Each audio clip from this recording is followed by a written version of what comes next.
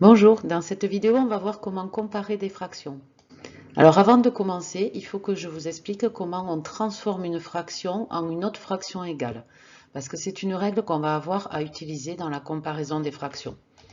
Alors cette règle, elle dit que deux fractions sont égales si on passe de l'une à l'autre en multipliant par le même nombre en haut et en bas. Alors ici, on voit qu'au dénominateur, on avait 3 et on souhaite avoir 21.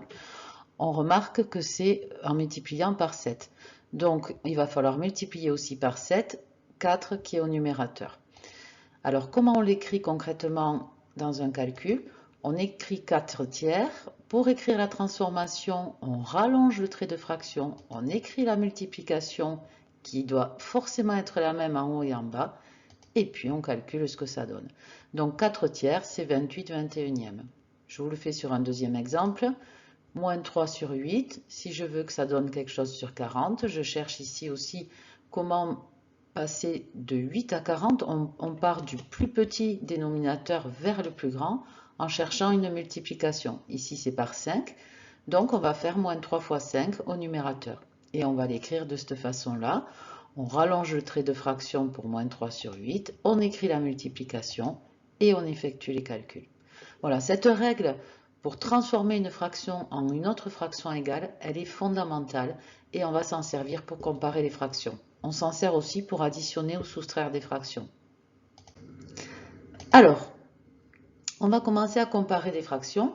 Il va y avoir deux situations possibles. Soit elles ont le même dénominateur, soit elles n'ont pas le même. Alors, on va partir du même dénominateur, c'est le plus facile. Par exemple, comparer 2 septièmes et 11 septièmes. Alors, la règle est simple, si elles ont le même dénominateur, elles sont rangées dans le même ordre que les numérateurs. C'est-à-dire qu'on va regarder le haut des fractions, 2 et 11, on les range dans l'ordre, 2 est plus petit que 11, donc 2 septièmes va être plus petit que 11 septièmes. C'est pas plus compliqué que ça. Je vous mets un deuxième exemple. Si on veut comparer 5 quarts et 3 quarts, je compare d'abord le haut, c'est-à-dire 5 et 3. 5 est plus grand que 3. Donc 5 quarts va être supérieur à 3 quarts. Voilà, donc ça c'est très simple. Ensuite, comment faire quand il n'y a pas le même dénominateur? On ne va pas s'embêter. On va revenir au cas des mêmes dénominateurs. On va se débrouiller pour arriver à ce cas-là. Alors prenons d'abord le cas où l'un des dénominateurs est un multiple de l'autre, c'est-à-dire qu'il est dans la même table. Par exemple, on va comparer 3 quarts et 11 au douzième.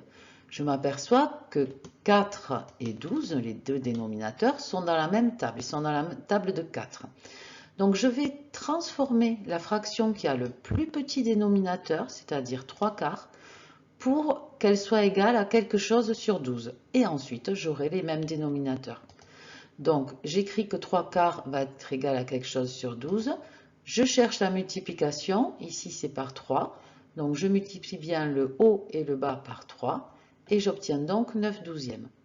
Maintenant, si je relis mon énoncé, finalement je dois comparer 9 douzièmes, c'est-à-dire 3 quarts, et 11 douzièmes. Je procède comme tout à l'heure quand il y avait le même dénominateur. 9 c'est plus petit que 11, donc c'est 9 douzièmes qui va être plus petit que 11 douzièmes. Et puis je réponds à la question posée dans l'énoncé ici. Donc c'est 3 quarts, la fraction qui correspond à 9 douzièmes, qui va être inférieure à 11 douzièmes. Voilà. Je vous fais un cas maintenant où les dénominateurs ne sont pas dans la même table, ne sont pas multiples. Par exemple, on veut comparer 4 neuvièmes et 2 cinquièmes. Alors là, il n'existe pas de multiplication qui fasse passer directement de 5 à 9 ou de 9 à 5.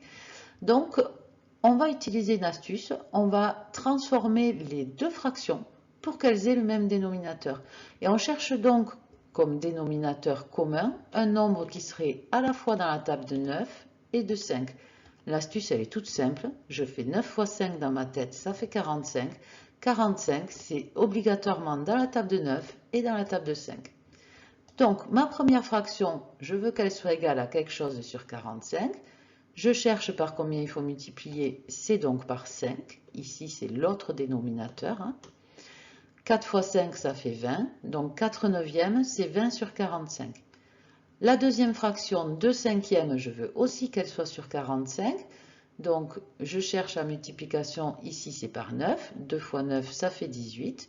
Donc 2 cinquièmes, c'est 18 45e. Au final, mes deux fractions sont maintenant sur 45 et je vais pouvoir les comparer. Alors, c'est 18 qui est inférieur à 20, donc 18 45e va être inférieur à 20 45e. Je repars maintenant des fractions de l'énoncé. Donc, c'est 2 cinquièmes qui correspondait à 18 cinquièmes qui va être inférieur à 4 neuvièmes qui correspondait à 20 45e. Voilà, donc pour résumer, pour comparer des fractions, il faut le même dénominateur. Si c'est déjà le même, c'est facile, elles sont classées dans l'ordre des numérateurs. Si ce n'est pas le même dénominateur, il y a deux cas. Si les dénominateurs sont dans la même table, on va transformer qu'une fraction, celle qui a le dénominateur le plus petit des deux.